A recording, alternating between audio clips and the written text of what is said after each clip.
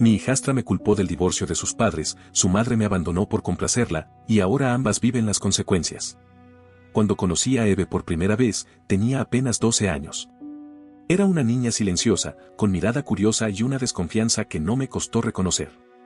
Yo acababa de empezar a salir con Sara, su madre, y en aquel momento no imaginaba que esa relación me llevaría, años después, a escribir esto con una mezcla de incredulidad, tristeza y, si soy sincero, cierto alivio.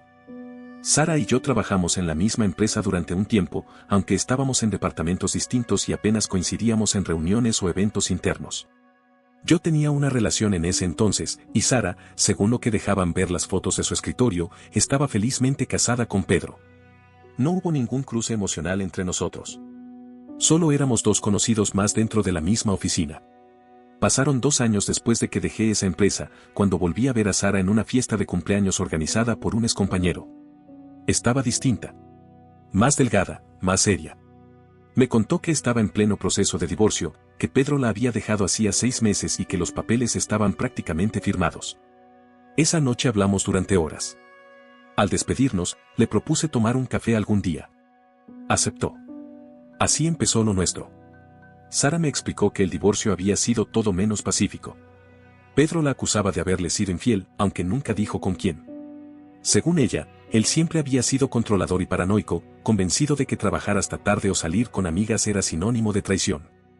Me dijo que el matrimonio ya estaba muerto mucho antes de que él se fuera.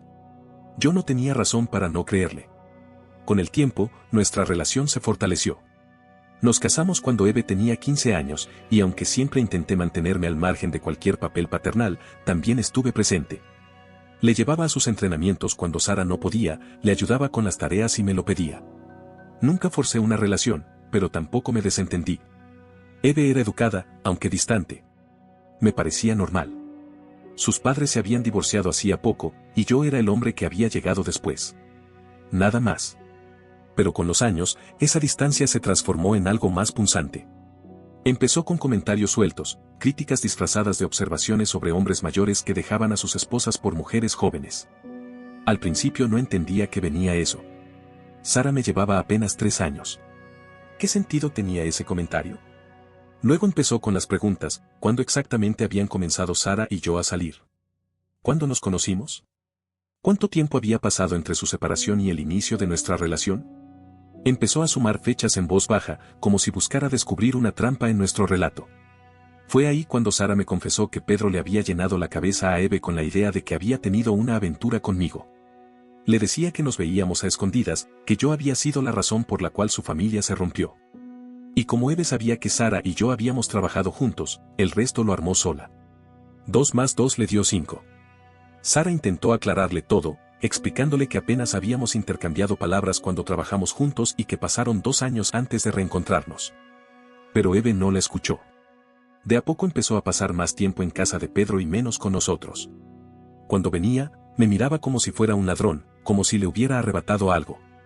Sara trató de hablar con Pedro para que dejara de meterle ideas en la cabeza, pero él lo justificaba diciendo que Eve tenía derecho a conocer la verdad. Su versión de los hechos, claro. El abogado de Sara le aconsejó que no forzara las cosas, ya que la custodia funcionaba bien y Eve estaba cerca de decidir por sí sola con quién vivir. Y así siguió todo. Frío. Tenso. Cuando Eve empezó la universidad, la situación se volvió insostenible. Venía solo en vacaciones y se comportaba como si yo fuera invisible. Sara hacía esfuerzos por incluirme, por mantener la familia unida, pero Eve respondía con monosílabos o directamente se marchaba. Era como tener a un enemigo silencioso compartiendo techo. Lo peor era ver cómo eso desgastaba a Sara. Lloraba en silencio después de cada visita, culpándose por no poder recuperar el vínculo con su hija. Le sugerí mostrarle nuestros antiguos correos laborales para aclarar las fechas, pero Sara temía que pareciera una defensa desesperada. El mes pasado, Eve volvió por vacaciones de verano. Sara estaba ilusionada, planeando cenas, películas, salidas familiares. Pero Eve apenas pasaba tiempo en casa. Se encerraba en su habitación o salía con amigos. Cuando estaba presente, ignoraba cualquier intento de acercamiento, especialmente el mío. Una tarde, estaba en una videollamada del trabajo en la sala cuando Eve bajó, encendió la televisión y subió el volumen al máximo. Esperé, pensando que notaría mi presencia. Pero se tiró en el sofá y empezó a ver un reality, mirando su celular. Cuando terminó mi llamada, le pedí con calma si podía bajar un poco el volumen, que tenía otra reunión en una hora. Me respondió que esa también era su casa y que haría lo que quisiera. Le expliqué que solo pedía silencio por una hora, pero lo tomó como una provocación y subió aún más el volumen. Fue entonces cuando empezó a gritar. Dijo que no tenía derecho a decirle nada, que yo era un intruso, un rompehogares, un hombre patético que le robó a su madre. Me acusó de haber arruinado su infancia, de manipular a Sara, de estar con ella solo por interés. Me llamó flojo, dijo que vivía de Sara porque no podía construir mi propio éxito. Me quedé congelado. No porque creyera esas palabras, sino porque dolía escucharla salir de la hija de la mujer a la que amo. Lo que más me hirió fue que dijera que estaba con Sara por dinero, cuando toda nuestra relación fue construida sobre el respeto y el apoyo mutuo. Ganaba más que Sara. Incluso rechacé una oferta mejor para mantener una vida equilibrada juntos. Cuando se quedó sin argumentos, le dije que si no podía tratarme con respeto, necesitaba salir de la casa. Le aclaré que siempre sería bienvenida, pero no para humillarme. Se rió. Dijo que esa era su verdadera casa y que yo era el que debía irse. Salió furiosa, azotando la puerta. Sara llegó una hora después. Le conté lo que pasó. Intentó llamarla, pero solo saltaba el buzón de voz. No volvió esa noche. Sara pasó toda la noche llamando a sus amigas, a Pedro. Nadie sabía nada. Al día siguiente, Pedro llamó a Sara. Eve le había contado que la había echado por ver televisión. Dijo que la había tratado mal, que insulté a su padre. Pedro amenazó con llamar a la policía si alguna vez volvía a acercarme a su hija. Sara trató de explicarle lo que realmente ocurrió, pero Pedro solo repitió que su versión era más creíble. Y así, otra grieta se abrió. Sara pasó los siguientes días desesperada, rogando a Eve que la llamara. Yo, mientras tanto, solo quería que me trataran como un ser humano dentro de mi propia casa. Pero, por lo visto, eso era pedir demasiado. Cuando conocí a Eve por primera vez, tenía apenas 12 años. Era una niña silenciosa, con mirada curiosa y una desconfianza que no me costó reconocer. Yo acababa de empezar a salir con Sara, su madre, y en aquel momento no imaginaba que esa relación me llevaría, años después, a escribir esto con una mezcla de incredulidad, tristeza y, si soy sincero, cierto alivio. Sara y yo trabajamos en la misma empresa durante un tiempo, aunque estábamos en departamentos distintos y apenas coincidíamos en reuniones o eventos internos. Yo tenía una relación en ese entonces, y Sara, según lo que dejaban ver las fotos de su escritorio, estaba felizmente casada con Pedro. No hubo ningún cruce emocional entre nosotros. Solo éramos dos conocidos más dentro de la misma oficina. Pasaron 2 años después de que dejé esa empresa, cuando volví a ver a Sara en una fiesta de cumpleaños organizada por un excompañero. Estaba distinta. Más delgada, más seria. Me contó que estaba en pleno proceso de divorcio, que Pedro la había dejado hacía 6 meses y que los papeles estaban prácticamente firmados. Esa noche hablamos durante horas. Al despedirnos, le propuse tomar un café algún día. Aceptó. Así empezó lo nuestro. Sara me explicó que el divorcio había sido todo menos pacífico. Pedro la acusaba de haberle sido infiel, aunque nunca dijo con quién. Según ella, él siempre había sido controlador y paranoico, convencido de que trabajar hasta tarde o salir con amigas era sinónimo de traición. Me dijo que el matrimonio ya estaba muerto mucho antes de que él se fuera. Yo no tenía razón para no creerle. Con el tiempo, nuestra relación se fortaleció. Nos casamos cuando Eve tenía 15 años, y aunque siempre intenté mantenerme al margen de cualquier papel paternal, también estuve presente. Le llevaba a sus entrenamientos cuando Sara no podía, le ayudaba con las tareas y me lo pedía. Nunca forcé una relación, pero tampoco me desentendí. Eve era educada, aunque distante. Me parecía normal. Sus padres se habían divorciado hacía poco, y yo era el hombre que había llegado después. Nada más. Pero con los años, esa distancia se transformó en algo más punzante. Empezó con comentarios sueltos, críticas disfrazadas de observaciones sobre hombres mayores que dejaban a sus esposas por mujeres jóvenes. Al principio no entendía que venía eso. Sara me llevaba apenas 3 años. ¿Qué sentido tenía ese comentario? Luego empezó con las preguntas: ¿cuándo exactamente habían comenzado Sara y yo a salir? ¿Cuándo nos conocimos? ¿Cuánto tiempo había pasado entre su separación y el inicio de nuestra relación? Empezó a sumar fechas en voz baja, como si buscara descubrir una trampa en nuestro relato. Fue ahí cuando Sara me confesó que Pedro le había llenado la cabeza a Eve con la idea de que había tenido una aventura conmigo. Le decía que nos veíamos a escondidas, que yo había sido la razón por la cual su familia se rompió. Y como Eve sabía que Sara y yo habíamos trabajado juntos, el resto lo armó sola. 2 más 2 le dio 5. Sara intentó aclararle todo, explicándole que apenas habíamos intercambiado palabras cuando trabajamos juntos y que pasaron 2 años antes de reencontrarnos. Pero Eve no la escuchó. De a poco empezó a pasar más tiempo en casa de Pedro y menos con nosotros. Cuando venía, me miraba como si fuera un ladrón, como si le hubiera arrebatado algo.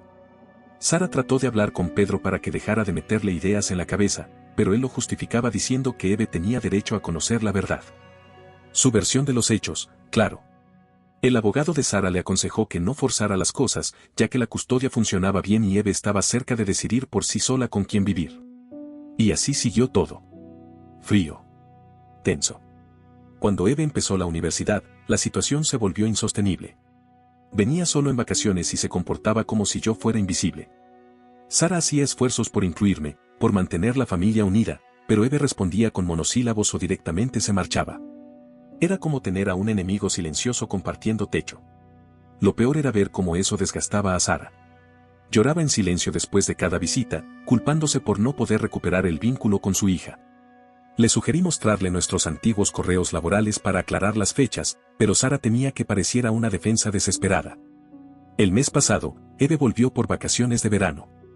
Sara estaba ilusionada, planeando cenas, películas, salidas familiares. Pero Eve apenas pasaba tiempo en casa. Se encerraba en su habitación o salía con amigos. Cuando estaba presente, ignoraba cualquier intento de acercamiento, especialmente el mío. Una tarde, estaba en una videollamada del trabajo en la sala cuando Eve bajó, encendió la televisión y subió el volumen al máximo. Esperé, pensando que notaría mi presencia. Pero se tiró en el sofá y empezó a ver un reality, mirando su celular. Cuando terminó mi llamada, le pedí con calma si podía bajar un poco el volumen, que tenía otra reunión en 1 hora. Me respondió que esa también era su casa y que haría lo que quisiera. Le expliqué que solo pedía silencio por 1 hora, pero lo tomó como una provocación y subió aún más el volumen. Fue entonces cuando empezó a gritar. Dijo que no tenía derecho a decirle nada, que yo era un intruso, un rompehogares, un hombre patético que le robó a su madre. Me acusó de haber arruinado su infancia, de manipular a Sara, de estar con ella solo por interés. Me llamó flojo, dijo que vivía de Sara porque no podía construir mi propio éxito. Me quedé congelado. No porque creyera esas palabras, sino porque dolía escucharla salir de la hija de la mujer a la que amo. Lo que más me hirió fue que dijera que estaba con Sara por dinero, cuando toda nuestra relación fue construida sobre el respeto y el apoyo mutuo. Ganaba más que Sara. Incluso rechacé una oferta mejor para mantener una vida equilibrada juntos. Cuando se quedó sin argumentos, le dije que si no podía tratarme con respeto, necesitaba salir de la casa. Le aclaré que siempre sería bienvenida, pero no para humillarme. Se rió. Dijo que esa era su verdadera casa y que yo era el que debía irse. Salió furiosa, azotando la puerta. Sara llegó 1 hora después. Le conté lo que pasó. Intentó llamarla, pero solo saltaba el buzón de voz. No volvió esa noche. Sara pasó toda la noche llamando a sus amigas, a Pedro. Nadie sabía nada. Al día siguiente, Pedro llamó a Sara. Eve le había contado que la había echado por ver televisión. Dijo que la había tratado mal, que insulté a su padre. Pedro amenazó con llamar a la policía si alguna vez volvía a acercarme a su hija. Sara trató de explicarle lo que realmente ocurrió, pero Pedro solo repitió que su versión era más creíble. Y así, otra grieta se abrió. Sara pasó los siguientes días desesperada, rogando a Eve que la llamara. Yo, mientras tanto, solo quería que me trataran como un ser humano dentro de mi propia casa. Pero, por lo visto, eso era pedir demasiado. Acepté reunirme con Eve, pero no porque tuviera intención de disculparme por algo que no hice. Lo hice para que viera, cara a cara, lo que había conseguido. Lo hice porque pensaba entregarle personalmente a Sara los papeles de divorcio y que Eve fuera testigo de lo que había destruido con sus acusaciones y su desprecio. Sara organizó el encuentro en un café del centro, pero no asistió. Supongo que prefirió mantenerse al margen, quizás para que la conversación fluyera sin su intervención, o tal vez porque no sabía cómo lidiar con el hecho de que su hija y su esposo estuvieran en extremos opuestos. Eve llegó tarde. 20 minutos tarde. Ni una disculpa. Vestida como si estuviera de paso, pidió una bebida cara sin siquiera mirarme. Le dije que yo no iba a pagarla. Entonces cambió su orden por algo más barato y lo pagó con desgano. Nos sentamos uno frente al otro. Silencio incómodo. como si los años de tensión no hubieran dejado espacio para otra cosa. Fui yo quien rompió el hielo. ¿Qué es lo que querías hablar? Eve jugó con la servilleta antes de hablar. Me dijo que había estado reflexionando, que se había dado cuenta de que quizás había sido demasiado dura conmigo. Que tal vez su dolor nubló su percepción.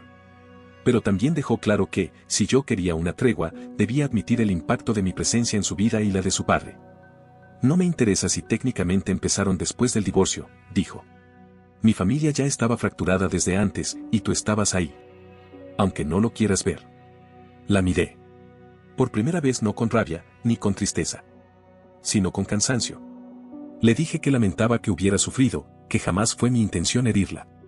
Que entendía su confusión, pero que Sara y yo no tuvimos nada hasta después de que Pedro se fue de casa. Ella negó con la cabeza, como si yo estuviera leyendo un guión falso. Tengo pruebas, dijo. Capturas de pantalla de publicaciones viejas. Comentarios tuyos en fotos de mi mamá. Likes tuyos en eventos de la empresa antes del divorcio. Sacó su celular. Me mostró imágenes de Sara comentando en alguna foto mía, o yo dándole me gusta a publicaciones del trabajo. Eran cosas sin importancia. Comentarios como buena presentación o emojis de aplausos en fotos grupales. Esto prueba que ya estaban en contacto, que estaban construyendo algo, insistió. Intenté explicarle que eso no significaba nada. Que en la época de redes sociales uno puede interactuar sin que haya implicación emocional. Que comentar en una foto profesional no es lo mismo que tener una aventura. Pero Eve ya había dictado sentencia.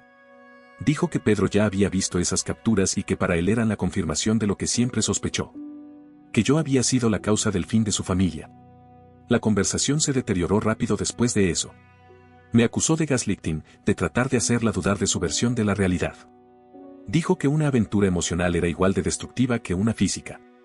Que debía admitir que tenía sentimientos por Sara cuando ella aún estaba casada.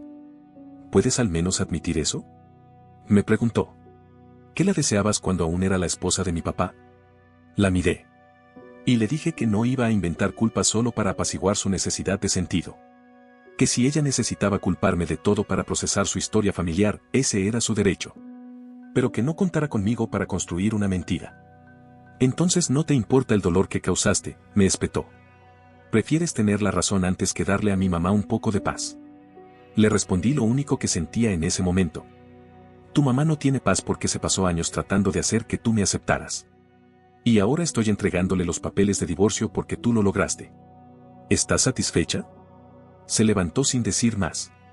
Tiró su bebida a la basura como si fuera una escena ensayada y salió del café sin mirar atrás. Unos minutos después, Sara me llamó. Quería saber qué había pasado, porque no podía simplemente darle a Eve lo que necesitaba para sanar. Me lo pidió con voz quebrada. Me dijo que ella solo quería que todo volviera a estar bien. Yo ya no tenía palabras dulces para dar. Le dije que se preparara, que en los próximos días recibiría los papeles. No había más que decir. Lo peor vino después. Eve no solo le mostró esas capturas a Pedro. También se las enseñó a otros miembros de la familia, a algunos amigos cercanos de Sara. Las presentó como prueba de que yo fui la causa del divorcio. Y eso bastó para que muchos empezaran a vernos de otro modo. Sara, presionada por tantos ojos y opiniones, empezó a dudar. Me preguntó si podía entender por qué esas interacciones parecían sospechosas. Me pidió que fuera honesto, que si había algo que no le conté, que si me había enamorado de ella antes de tiempo, que se lo dijera ahora. Pero ya no se trataba de dudas. Se trataba de que buscaba razones para convencerse a sí misma de que había tomado la decisión correcta. Si creía que yo había mentido sobre algo tan esencial como el inicio de nuestra historia, entonces el divorcio era más justificable. No me defendí más. Llamé al abogado y le pedí que contratara a alguien para entregarle los papeles. Había pensado dárselos en persona, pero Sara ya ni siquiera quería verme. Había faltado a la reunión con Eve, no me respondía los mensajes con claridad. No había sentido seguir esperando. Sara se sorprendió cuando finalmente recibió la notificación legal.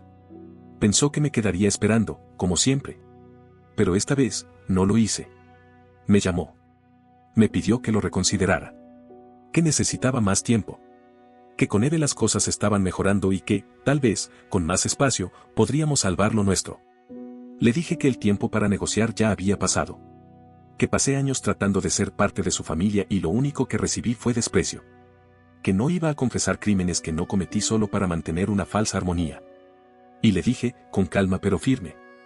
Si tu hija es más importante que nuestro matrimonio, entonces deberías estar feliz de librarte de mí.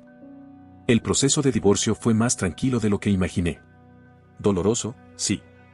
Pero fluido. Sara y yo llegamos a un acuerdo civilizado, ella se quedó con la casa, pero me pagó la parte proporcional que aporté a la hipoteca. Dividimos los ahorros y las cuentas conjuntas sin demasiadas disputas. Supongo que, en el fondo, los dos sabíamos que ya no había vuelta atrás. Me mudé de casa de Mauricio a un apartamento propio, en el otro extremo de la ciudad. Vivir solo otra vez fue extraño al principio. Me costaba no escuchar la voz de Sara en las mañanas o el sonido de la cafetera encendiéndose mientras ella cantaba bajo. Pero más allá de la nostalgia, sentí alivio. Silencio. Paz. La ausencia de tensión constante, de miradas hostiles, de la necesidad de justificar cada paso. Sara me escribía de vez en cuando. Mensajes cortos. Quería saber cómo estaba, si necesitaba algo. Nunca respondí más de lo necesario. En uno de esos mensajes, me mandó una foto de ella y Eve durante las vacaciones de primavera, sonriendo en la playa. Pensé que te alegraría saber que estamos bien, escribió. No contesté. Una semana después de que el divorcio fue oficial, me crucé con Eve en un supermercado. Estaba con unas amigas, de visita en la ciudad. Me vio en la sección de frutas, se acercó con una seguridad que me desconcertó y me dijo. Me enteré de que se finalizó el divorcio. Quería darte las gracias por finalmente hacer lo correcto. Asentí sin decir mucho. Ella siguió hablando, como si necesitara reafirmarse. Mi mamá está mucho más feliz sin ti. Me dijo que nunca se sintió completamente a gusto durante el matrimonio. Que se arrepiente de no haber dedicado más tiempo a enfocarse en mí, en vez de en ustedes. Le respondí con calma, sin sarcasmo ni ira. Me alegra que se lleven mejor. Ojalá ambas encuentren lo que buscan. La decepción se le notó en la cara. Como si hubiera venido esperando una pelea, una reacción. Algo que confirmara su versión de que yo era el villano. En cambio, le di, nada. Probablemente nunca la amaste de verdad, dijo al final. Por eso te rendiste tan fácil. No le respondí. Solo me despedí y terminé mis compras. Sara me siguió escribiendo después. Me felicitó por mi cumpleaños. Dijo que esperaba que estuviera encontrando la felicidad, que pensaba en mí de vez en cuando. Nunca respondí a esos mensajes. En ese tiempo, empecé a salir con alguien nuevo. Se llama Noelia. No tiene hijos, nunca ha estado casada. Hay algo ligero en ella, una forma distinta de mirar la vida. Sabe que estoy divorciado, pero no ha hecho muchas preguntas. Y yo tampoco he sentido necesidad de explicar demasiado. Nos estamos conociendo sin equipaje ajeno. Es un cambio refrescante. No guardo rencor. Ni por Sara ni por Eve.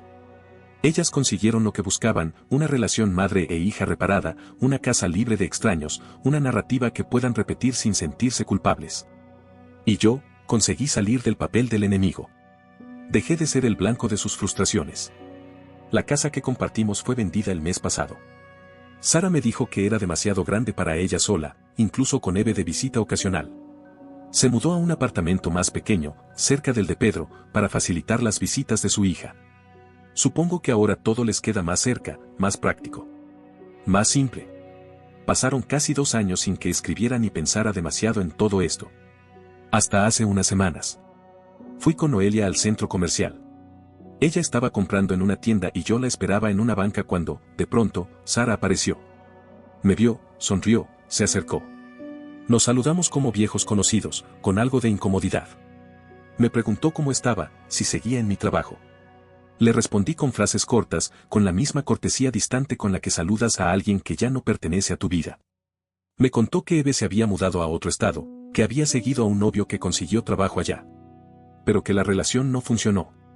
El chico no soportaba la intensidad de Sara, su necesidad de estar siempre presente, de llamar cada día, de visitar cada mes. Supongo que me quedé sola, dijo, intentando sonreír. Le respondí que esperaba que estuviera bien, que se cuidara. En ese momento apareció Noelia. Se la presenté con tranquilidad. Sara se quedó callada un segundo, luego nos deseó lo mejor y se alejó. No pensé más en ella el resto del día. No hubo nostalgia, ni tristeza. Ni siquiera un suspiro de que hubiera pasado si. La olvidé. Así de simple. Hoy pensé en todo esto solo porque encontré un viejo mensaje de ella en mi bandeja de entrada. Y decidí escribir esta última parte. Estoy en una mejor etapa. Tranquilo. Sin máscaras, sin roles impuestos. Tal vez algún día forme una familia. Tal vez no. Pero si lo hago, sé que no cometeré el error de confundir amor incondicional con permisividad ciega. Aprendí que cuando uno se borra a sí mismo para agradar, al final no queda nada que ofrecer. Y eso era todo lo que tenía que decir. No olvides dejar tu opinión en los comentarios, dejar tu like y compartir este video.